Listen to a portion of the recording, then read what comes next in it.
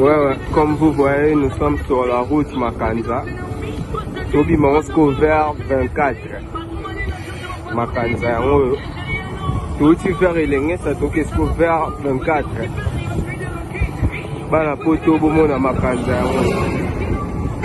La route Makanza.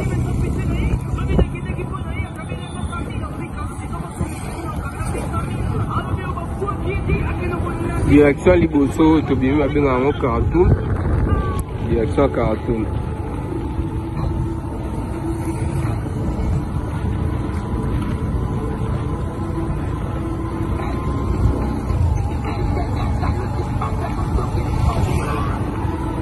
Mani mabinda na ngobe. Obi.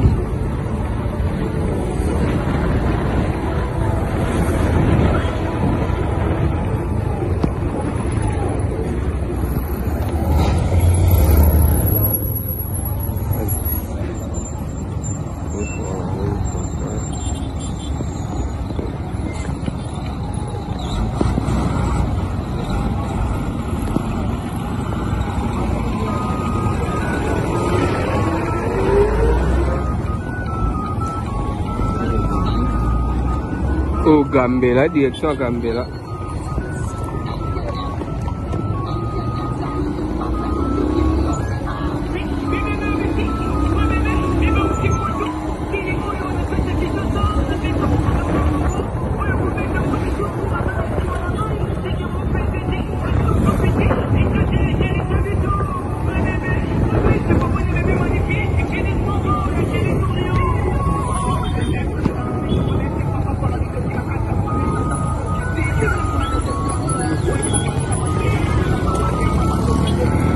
Au Chaba, on est sur direction Chaba.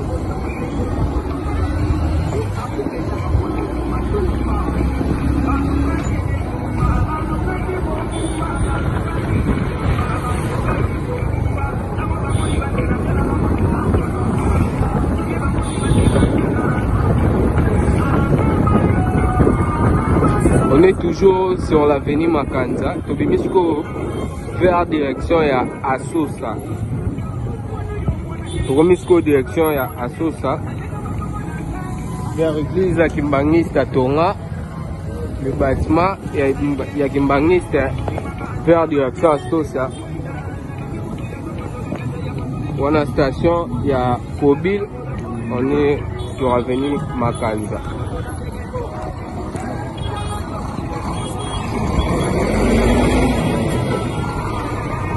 Il n'y a pas vraiment longtemps quand c'est autour de ma mère.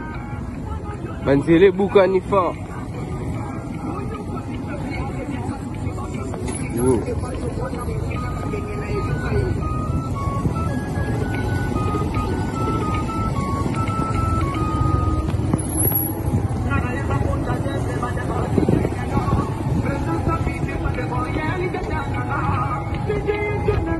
Tonga. Le bâtiment, il y a Kimbangista vers direction Astosa. On a station, il y a Kobil, on est sur l'avenue Makanza.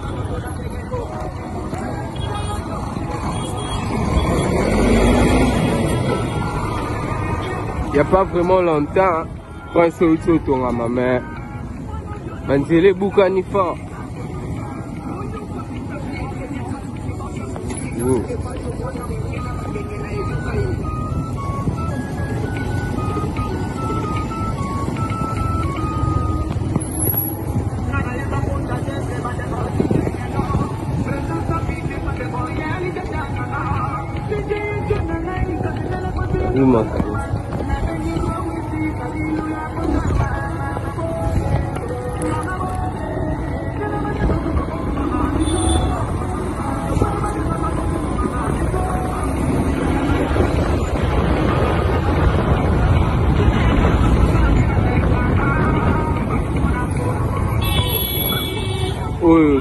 Direction ya Birmanie.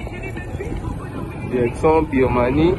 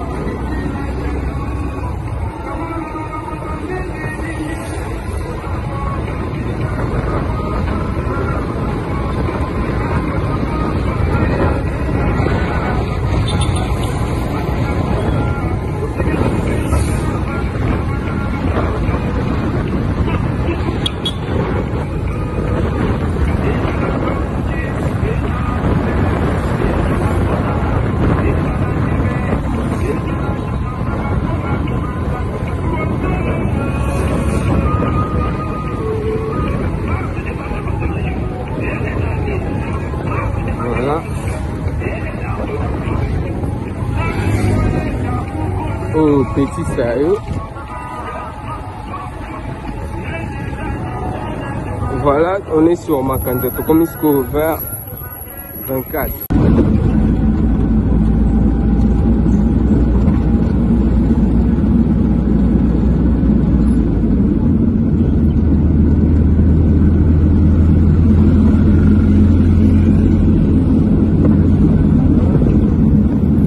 Et cette direction, c'est Chaban.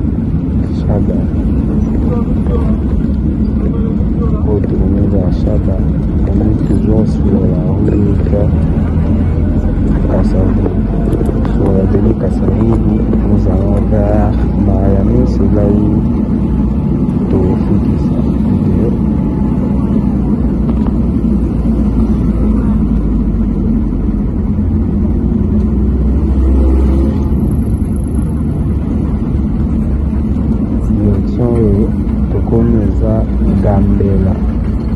Gambela à Prince Kassavou. Ouais, Gambela sur Prince Kassavou.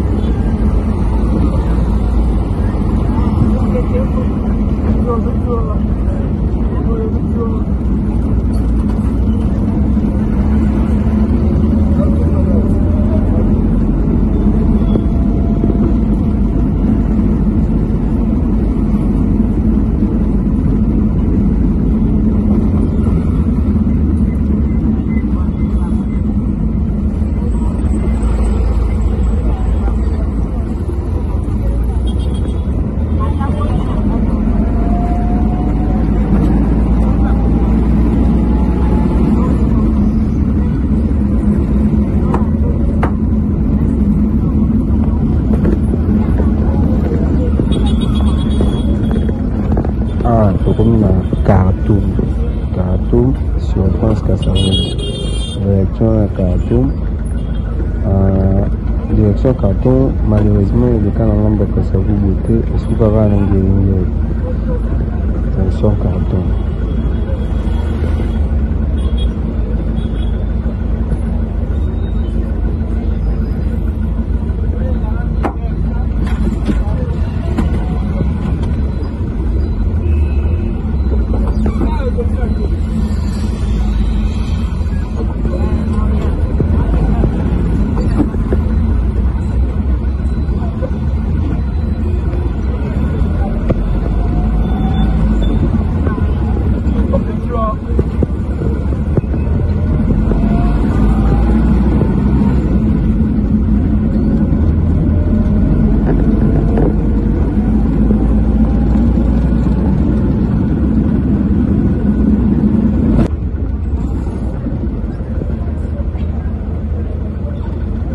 Tokomina Mariano place batekaka bantaba na Mariano place batekaka bantaba depuis tokosukisa na triangle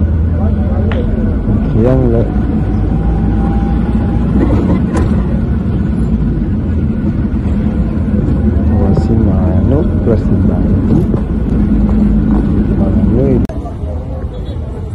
Ouais, comme vous voyez, on est sur Libération X24, précisément sur l'avenue Kassavogo. Depuis Togo-Kende vers Mariano.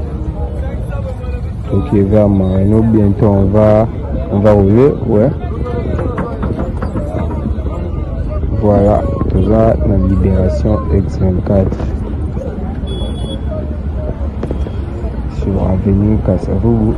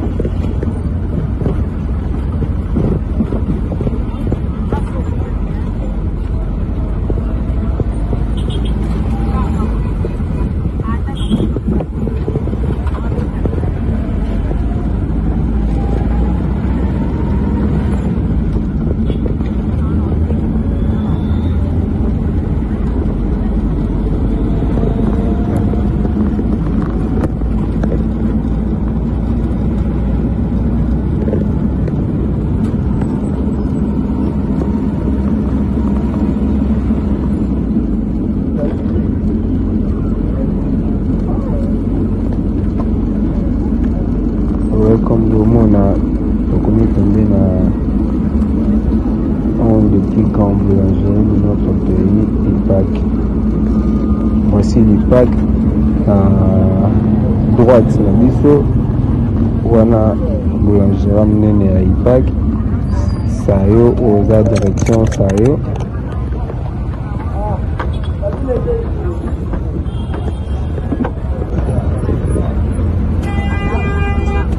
On est sur la direction Sayo, on continue la route pour tomber vers Mariana.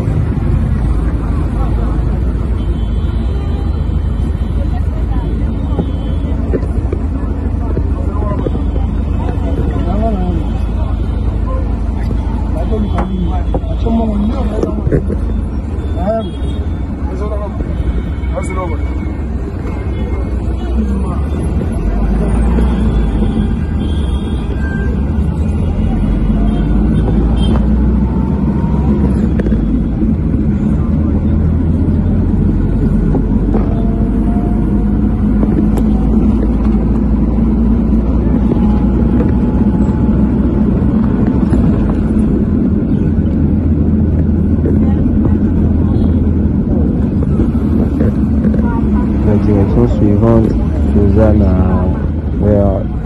Biomani. Direction vers Biomani.